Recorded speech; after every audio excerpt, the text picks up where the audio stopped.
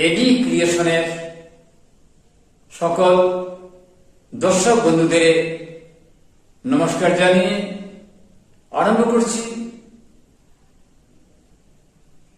আজকের অনুষ্ঠান। সম্পাদকের সিন্ধুক খুলে আজকের পর্বে রয়েছে বরাকের নতুন দিগন্ত সাপ্তাহিকের 3 এপ্রিল থেকে 9 এপ্রিল সংখ্যার অতি সংক্ষিপ্ত আলোচনা। বরাকের নতুন দিগন্ত সাপ্তাহিক শিলচর শ্যামাপ্রসাদ রোড থেকে নিয়মিত প্রকাশিত হচ্ছে অনলাইন অফলাইন হিসেবে। এই পত্রিকার সম্পাদকীয় অত্যন্ত সমৃদ্ধ থাকে। এই পত্রিকার সাহিত্য বিভাগও উল্লেখযোগ্য। বরাকের নতুন দিগন্ত সাপ্তাহিক স্থানীয় সংবাদের সঙ্গে আন্তর্জাতিক সংবাদও পরিবেশন করে থাকে। তাহলে পড়ে নিচ্ছি আজকের সম্পাদকীয়। আইনের ভিত নড়ে গেলে গণতন্ত্র কতটা নিরাপদ? একদল নির্বাচনী আধিকারিকদের আক্রমণের ঘটনার প্রেক্ষিতে অবস্থা পর্যবেক্ষণ করে বিশ্লেষণ করে কিছু সত্য কথা সম্পাদক লিখেছেন। সেই সম্পাদকের অংশ বিশেষ পড়ে নিচ্ছি। এই ঘটনার মধ্যে কয়েকটি বিশেষভাবে গুরুত্বপূর্ণ। প্রথমত গুজব ও বিভ্রান্তি ভয়াবহতা, যা মুহূর্তের মধ্যে পরিস্থিতিকে অগ্নিগর্ভ করে তুলতে পারে। দ্বিতীয়ত পরিকল্পিত উস্কানির আশঙ্কা, যা আইন ও বিচার ব্যবস্থাকে লক্ষ্য করে একটি বৃহত্তর চ্যালেঞ্জের ইঙ্গিত দেয়।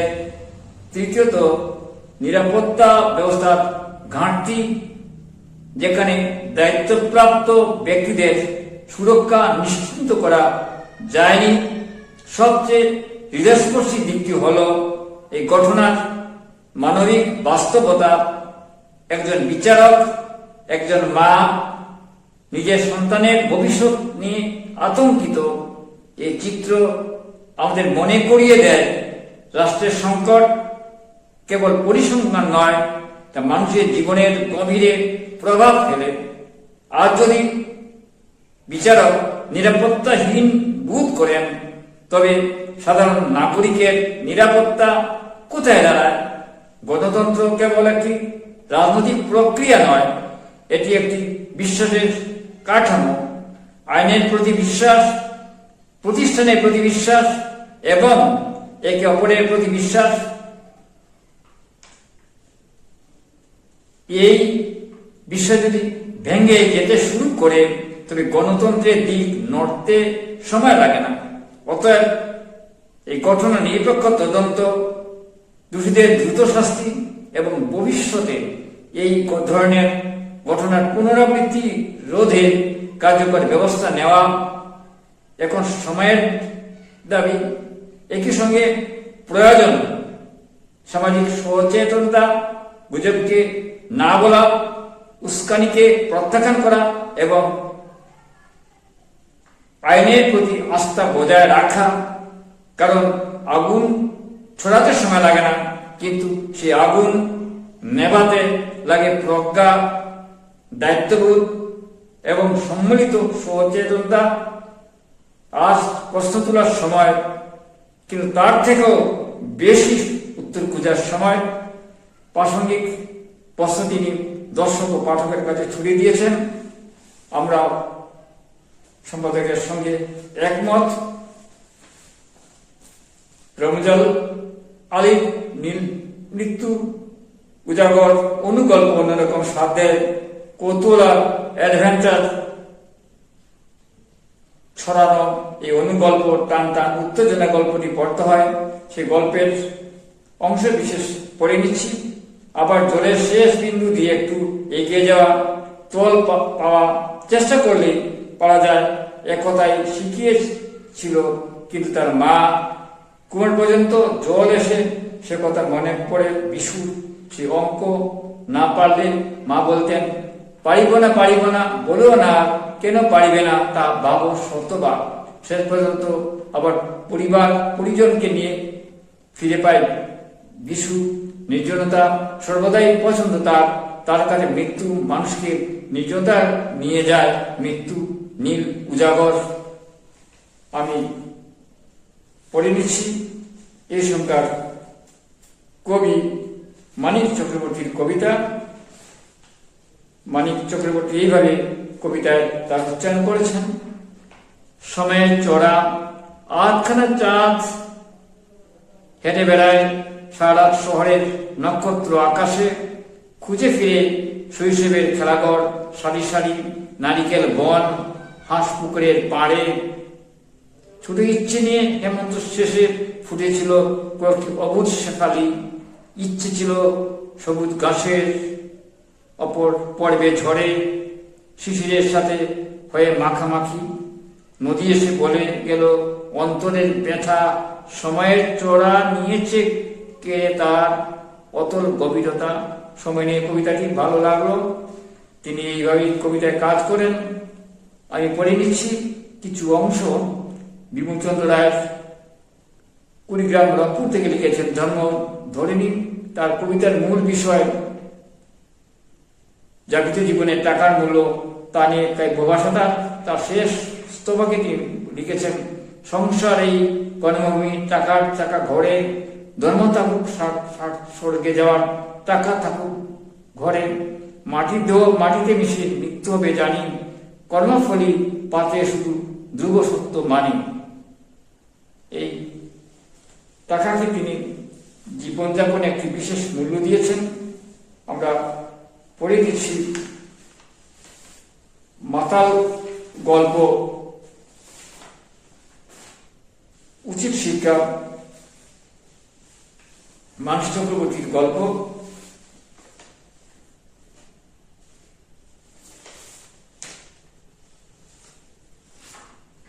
উচিত শিক্ষা এই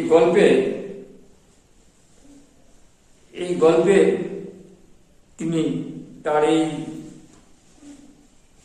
এখন যে ইদানিং কালে দেখা যাচ্ছে লাভ জাহাজ, আমরা একটা শব্দ আমরা পাই, সেটাই যেন এই গল্পে প্রাধান্য পেয়েছে। এই গল্পের পম্পা টিনা সম্পাদ চরিত্র ভালো হয়েছে। গল্পের একটা অংশে, শেষ অংশে গল্পকার এইভাবে উপস্থাপন করেছেন। আমরা পড়ে নিচ্ছি। একটা বিজয় হাসি এসে রাজীব বলল, তুমি যে আমাকে বিয়ে করেছ, আমি কিন্তু মুসলিম ছেলে। টিনা নীরব রইল। রাজীব বলল, আমরা 3 পুরুষ ধরে হিন্দু মেয়েদের বিয়ে করলাম। টিনা এবারও নীরব। আমার মা হিন্দু ছিলেন, ঠাকুর মা। এবারও টিনা মুখ খুলল, আমরা তো আজ পর্যন্ত সবসময় তুমি যে ধর্মের, সেই ধর্মের মানুষের সঙ্গে বিয়ে করে এসেছি। রাজীব অবাক হয়ে জিজ্ঞেস করলো, এর মানে তোমরা হিন্দু হয়েও মুসলিমদের বিয়ে করে আসছো? টিনা ওর দিকে কিছু একটা সরকারি কাগজ ছুটিয়ে দিল। তারপর বলল, বিখ্যাত আইনজীবী মইনুল হক চৌধুরীকে চেনো? আমার আব্বুজান, আমরা মুসলিম।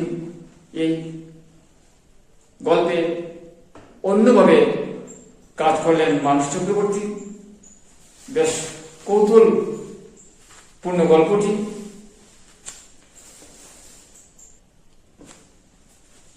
মাতাল গল্পে অর্চন দাস যাপিত জীবনের এক যন্ত্রণাবিদ্ধ কাহিনী লিখলেন মাতাল সুন্দর ঝরঝে গদ্য ভাষায়। গল্পটি লিখেছেন ভালো গল্প, একটি বাগানের প্রেক্ষাপটে শান্তির চরিত্র এঁকেছেন। তার গল্পের বিশেষ চরিত্র থাকে। এই গল্পটার ভিন্ন আঙ্গিকের তিনি শিশু মানুষ তত্ত্ব নিয়ে গল্প সাধারণত লিখে থাকেন। তার অনেক গল্প আমি পড়েছি, 4 ছড়া পড়েছি, কিন্তু এই গল্পে তিনি বাগান অঞ্চলের একটা ছবি তার গল্পে এনেছেন। মাতাল গল্পে ভালো লেগেছে গল্পটি, সুন্দর ছবি আঁকতে পেরেছেন। বিধানসভা নির্বাচনে বরাক উপত্যকার প্রার্থীদের উদ্দেশ্যে খোলা চিঠিতে অনেকগুলো প্রশ্ন উত্থাপিত করেছেন সমাজকর্মী ও ভাষাপ্রেমী সুনীল রায়। তার এই লেখায় থেকে অনেক কিছু আমরা জানতে পারি, অনেক কিছু আমরা প্রশ্ন তিনি তুলে ধরেছেন, তার প্রশ্নের সঙ্গে আমরা একমত। আমি পড়ে দিচ্ছি। অঞ্জলি দে নদী গুজরাট থেকে মুক্ত রচনা লিখেছেন। কবিতার আঙ্গিকে মুক্ত রচনা আবেগ প্রাধান্য পেয়েছে এই লেখায়। পুস্তক আলোচনা করেছেন অলোক জানা। পশ্চিম মেদিনীপুর থেকে বনজামিনী বইয়ের আলোচনা করেছেন লক্ষ্মীকান্ত মণ্ডলের কবিতা গদ্য গ্রন্থে অভিনব মিশেল গ্রন্থ। তার আলোচনা থেকে অনেক কিছু আমরা জানতে পেরেছি। তার কাব্য ভাষা ও গদ্য ভাষার চরিত্র আমরা তার আলোচনা থেকে আমরা জানতে পেরেছি, ভালো লেগেছে। আমি আমার ধারাবাহিক উপন্যাস শিলাবতী চোরের বৃত্তান্ত আমরা নিয়মিত লিখে যাচ্ছি।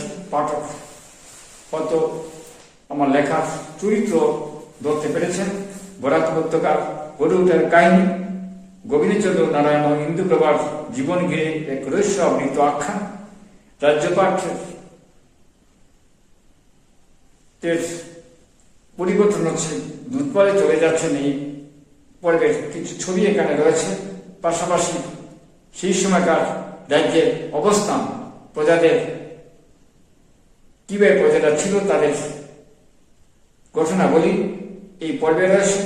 চক্রান্ত কথা, অরাজকতার কথা এই পর্বে রয়েছে।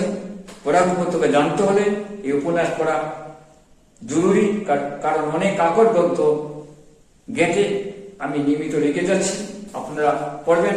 সম্ভবত পুজোর আগেই 2 মলাটের ভেতর অর্থাৎ গ্রন্থ আকারে পাঠকের কাছে তুলে ধরতে পারবো শিলাবতী চোরের বৃত্তান্ত।